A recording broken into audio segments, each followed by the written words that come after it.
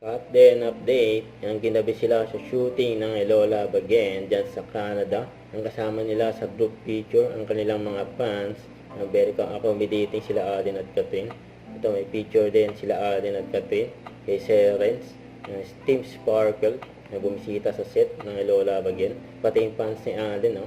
Bumisita din sila Alden at Catherine. Sabi, Alden Cat in Calgary, Alberta, nice to see you both. You know, niyakap pa nga niya si Alden at meron pang pasalubong. Ngayon tinignan na ni Catherine yung paper bag. Ano kaya yung pasalubong? Fans ni Alden. Ito po, ang ganda ng model ng Ideal Vision sa Glorieta, magbubukas sa July.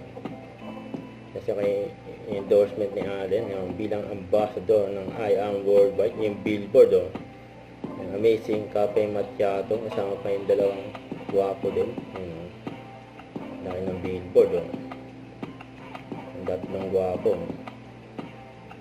Nangunguna balik number 1, nag-bounce back ang Pulang Araw sa Netflix, balik number 1. Saka yung story ni Alden, saka ni Sir RB, picture taking si Alden, ay sila Sir RB, saka si Mama Ten.